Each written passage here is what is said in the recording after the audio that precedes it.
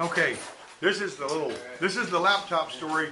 The old dumpster behind the Internal Revenue Service over there where I worked at the Ford place.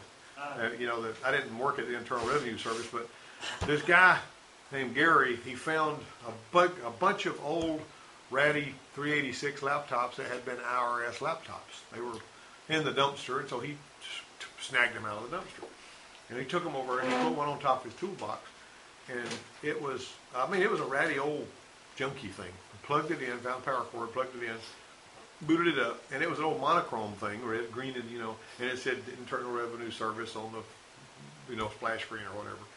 And so the shop foreman was always one of these guys that was sort of didn't trust the government. He's one of these.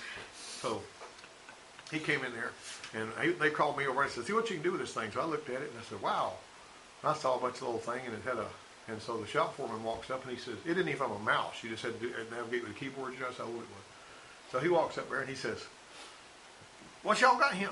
He looked like Slim Pickens and kind of talked like him too, I said, "This is an IRS laptop that Gary got out of the dumpster up there behind the IRS building." And it had stuff on the screen, so that it verified what I was saying. And I said, "See, there's a search function here." And so I tapped this little search thing, boom, this little thing put out, it was a blinking cursor, and I tapped his name in, Philip Johnson. He goes, "Huh? You get my name out there, you son." He just knew that he was going to get audited because I was just funny as all get out there.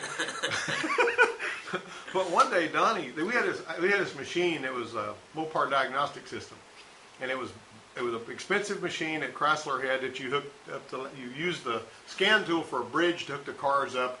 And you could actually do some diagnostics on that screen. You could reflash engine controllers and all that.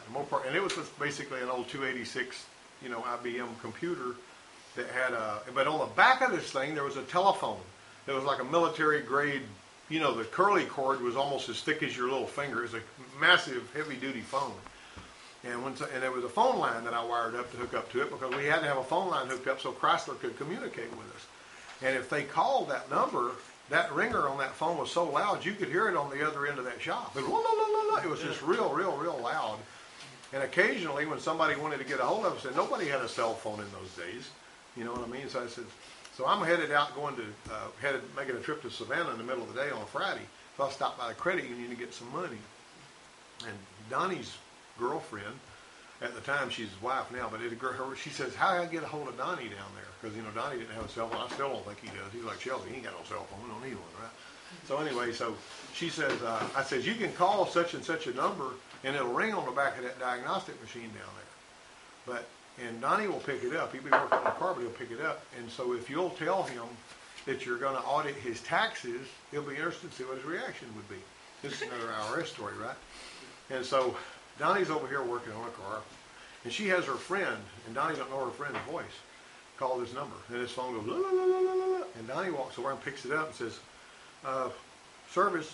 He didn't know what else to say. And I said, he'll answer that phone if it rings, because, nobody knows that number. And if it rings, it's like a legitimate call. So when he picked it up, they said, "Is this Don," whatever, he gave me his name, his legal name. He goes, "Yeah."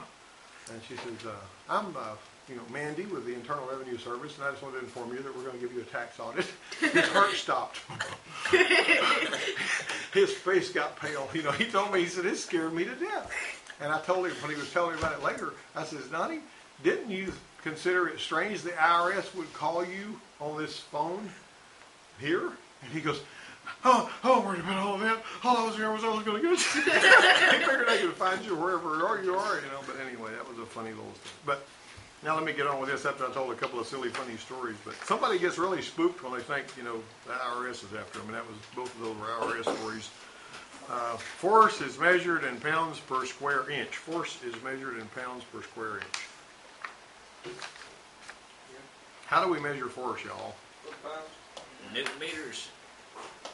Well, we got, now Newton meters is torque, right? Oh, okay, that's what I'm thinking. Yeah, so is force measured in PSI? No. Somebody needs to tell me how force is measured. How do we measure force? In the kilo Force. That is false. Okay, that's up to you guys to find out how force is measured. It's not measured in pounds per square inch. You got a book here somewhere. Somebody got a book on it. Somebody dig that up for me. Force is measured in PSI. Wrong. Okay, pressure is measured in kilopascals. Kilopascals. So what's a kilo? 1,000, right? All right. So let me ask you this: if I was going to give you the answer to this, and this is probably something you need to know. Okay. How much kilopascal? I mean, how do they come up with this kilopascal stuff? It's obviously to begin. Pascal's law basically says that you can't compress liquid. In Newton. Yeah. That's measured in Newton. Well, you got Newton meters, which is your, Oh, you see what do you say? Force is measured in newtons. Yeah. Yeah, that's what. Okay, so who's Newton? Isaac Newton. Isaac Newton. He actually did a lot of stuff. He was a scientist. He discovered gravity. Is what everybody talked about. Apple fell on his head. You remember that? Yeah, Isaac Newton. He made the laws of motion. Yeah. Wasn't it? Huh? He made the laws of motion. Yeah. He came up with all that. But okay, now let me hit you with this. Right this. Now watch this. Pressure is measured in kilopascals. So how many? What is 1 square inch of pressure at sea level? Pounds per square inch at sea level is what? About roughly, we like to round it to about 14.5 psi at sea level is what pressure is. About 14.5 psi. Okay, now I want you to think, how many pascals, kilopascals is like thousands of pascals. Okay, how many pascals is equal to 1 square inch of pressure at sea level? You know that? Watch this. Right now. You're going to get this now. 100,000 pascals. Okay, so that's 100 pascals, or 100 kilopascals, right? 100 kilopascals equals 14.5. So 100. Okay, now here's something else. That's 14.5 psi at sea level. See, everything's based on sea level pressure, air pressure. Okay, so you got 100,000 pascals, which is equals 14.5. That also equals 1 bar. Yeah. So 1 bar is 14.5. It's also 100,000 pascals, or 100 kilopascals. So 100 kilopascals equals 1 bar. 100 kilopascals equals 14.5 psi. And 100,000, right? Or 100,000. Well, 100 pascals. 100 kilopascals. So kilopascal. If I went to say, if you go to your conversion calculator in all data, which is really handy as a shirt pocket. I don't know how many times you've used it, but you pull up all data, it's right up there. And all you got to do is punch it, pressure, distance, length, all this kind of stuff. It's really, really cool. You punch in, if you know what the inches are, you punch it in, they'll tell you what the other is. Kind of dumbs you down, like your calculator. I bet you if you did a market search on your Droid, you'd probably find an app for that. Yeah. But anyway.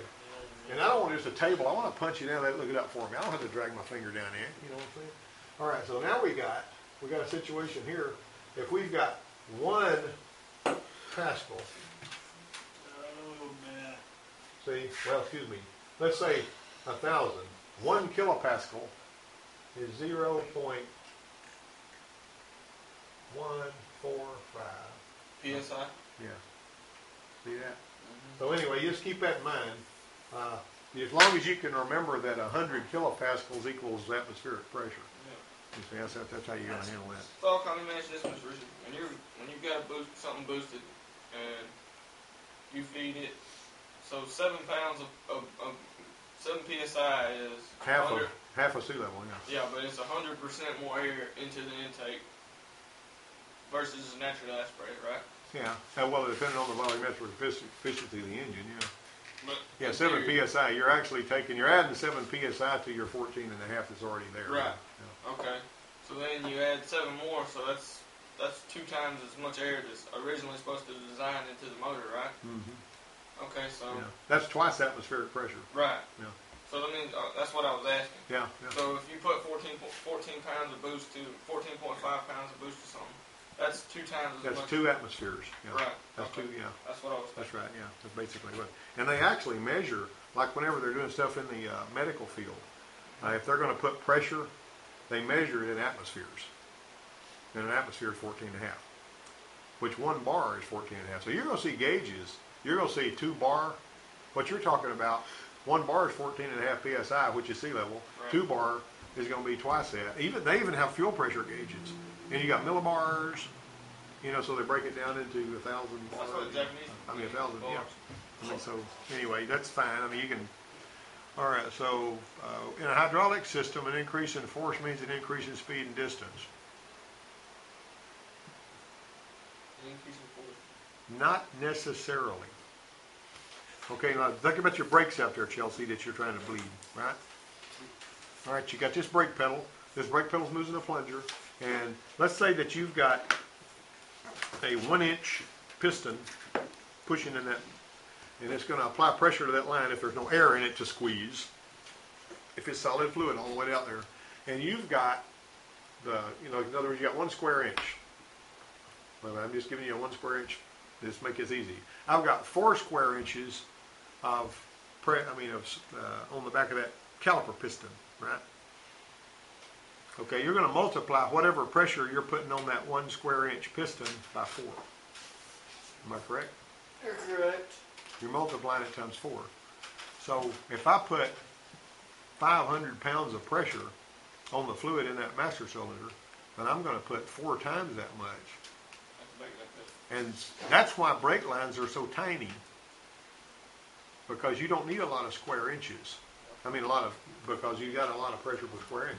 So if you measured, and I mentioned this in brake class, if you measured the pressure on your brake lines, and I had a tool to do that here, and I still got it in there somewhere, you can actually take the master cylinder and measure the pressure. You're going to see between 1,000 and 2,000 pounds of pressure being exerted on those lines when you hit your brake.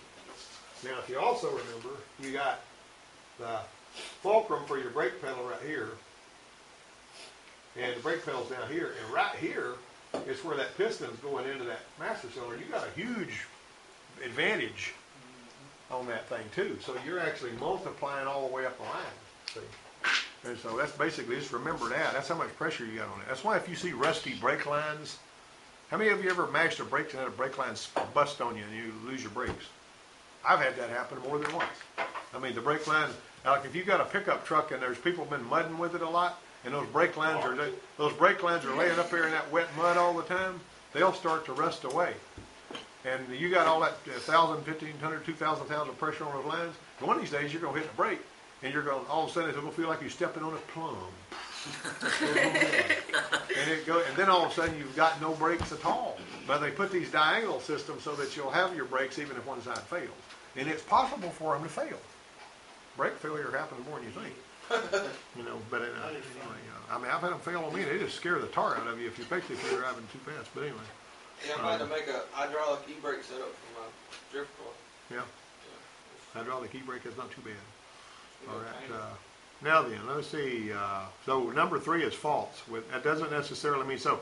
If you've got the reason for that, the reason I'm saying that is if you increase force, you're not going to increase speed and distance necessarily. If you got a bigger piston, it's going to move like if it's twice as big, it'll move half as far or half as fast as a small piston that's pushing it. So if you got a small piston, you got a big one pushing it, it's going to make it go real quick. Yeah. See, but you ain't got a lot of force.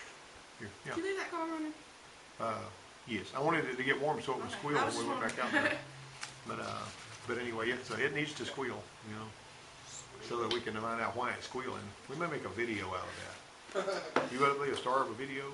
You got to put on some safety glasses so that you'll look official, right? All right. Now then, really? Yeah. Maybe we'll do that. Maybe we'll do that. We'll post that right after we get done. All right. Pumps create fluid pressure.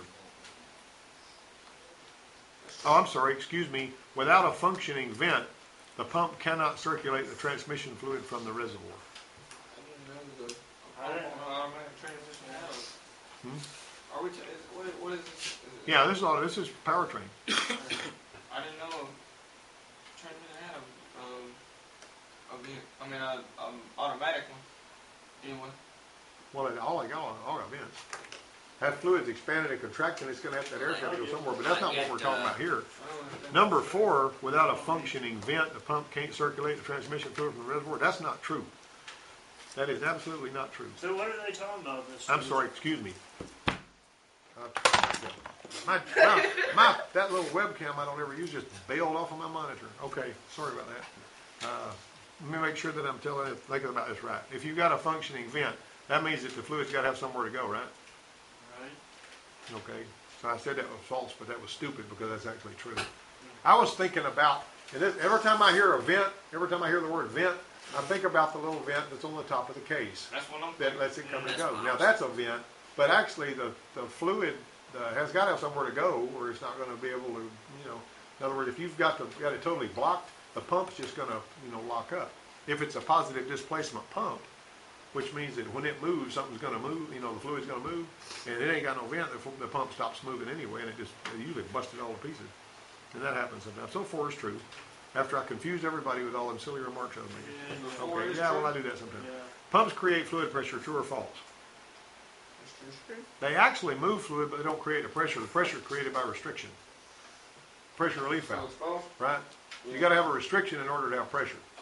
Yeah, you can actually have flow, but you're not going to have pressure unless you pinch your water hose, right? Your water hose is not going to have pressure on. You pinch it, the water hose starts to get tight, and you get more pressure in the hose, right? But if it can just flow through, there you go. That's why we have the heater core outlet bigger than the inlet, so it won't create pressure in the heater core. You got flow through the heater core, but you don't want a lot of pressure created in the heater core, so it busts it. Hook them up backwards, you got a problem. Or if somebody says, well, I'm going to pinch the hose going to the heater core, or so to see if, you've got a blend door problem, it's causing the air conditioner to blow hot, right? So if they pinch the wrong one, if they pinch the one coming back to the engine, next thing you know, the heater core's leaking. You better make doggone sure you're pinching the right one. You know which way that's flowing. All right, now then, let me see here. All pumps removed for service require a visual inspection. I would say that we need to have a look at that. We looked at the one that we pulled off of that engine oil pump we pulled off. And did you know that the timing chain set for that Dodge cost $100 more than the one we wound up getting? The one that you got was $350. Be all right. Sure. I shall not surely die. I'll be okay. I hope not. Because when you get on and start knocking on, what I need to do is you start falling on the ground now. I don't know. I probably won't know enough to tell you when you do. Gerotor pump may have constant displacement or variable displacement. It's constant. No. The only variable displacement pump you ever see in an automatic transmission is a vane pump. Right. It's got that thing, it moves. It's got that move with the vane. You got the little vanes coming out, and the housing moves. It's got a spring and all that. Right. Yeah, so. A gerotor pump's like an oil pump. Like Yep, that's what y'all had. The Yeah. gerotor pump was what you guys had. And that's So that one's false, because it's constant. Yeah, it's constant. A balance valve can be controlled by hydraulic pressure, spring pressure, or both of them. What's a balance valve? I don't know. You tell me. I've never heard of it. Well, it goes back and forth.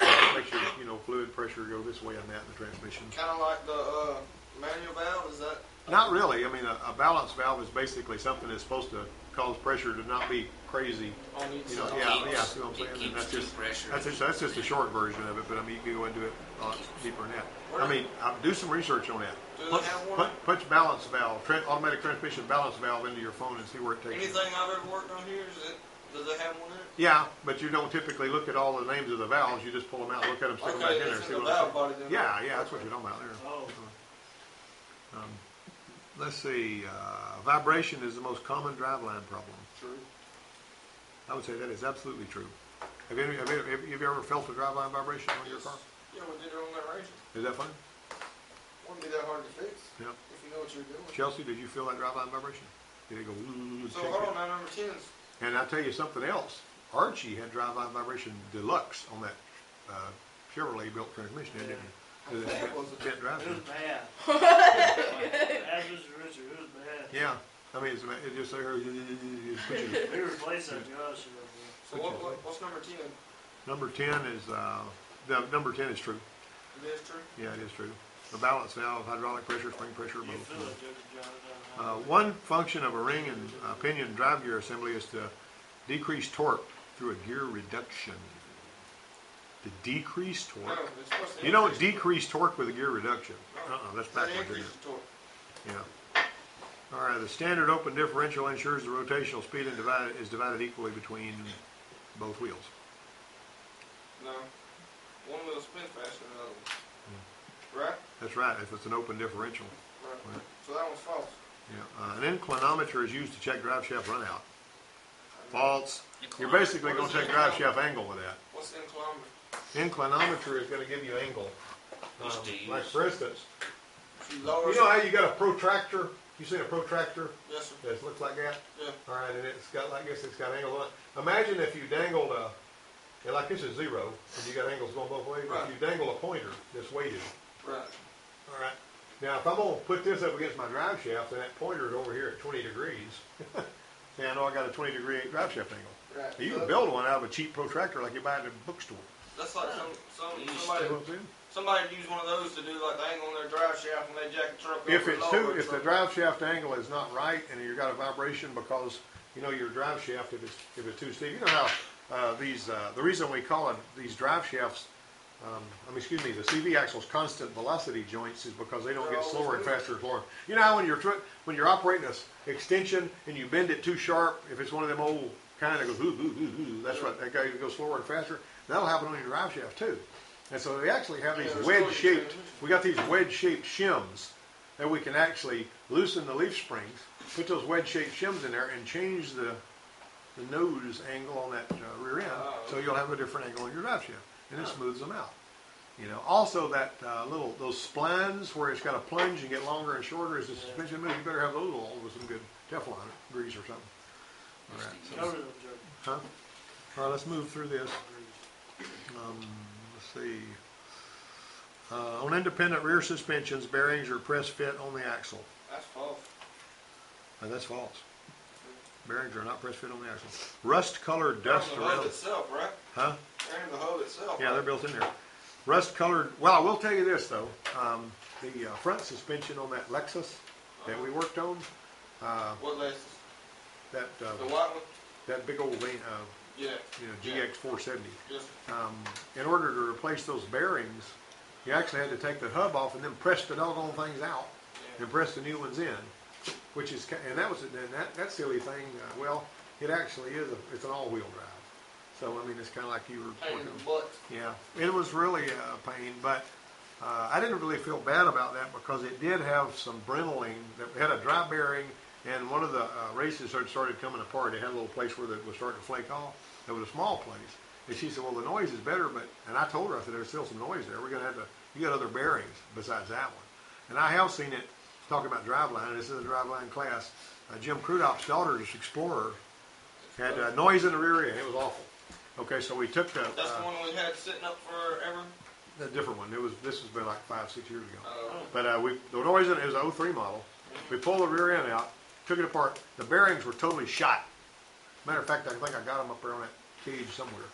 But anyway, they were just awful. They were dreadful. Up on the very top shelf, I think, there's some bearing races. But anyway, though, what happened was those things came apart, and we put brand new bearings in it. You know, bought a bearing kit and all from the Ford place and everything. I can probably find those up there. They were on that ripper somewhere. And so we put those in there, and I know for an absolute fact, that's an airbag module. Be careful, not blow up your face. But, no, not really. It causes the airbag to blow up, but it will blow up. But we replaced the bearings in the rear end. That's the point. And it was better because I knew the bearings were bad. It's not like you're saying, well, these bearings look okay, but we're going to put them in there and hope that fixes it. These bearings were horrible.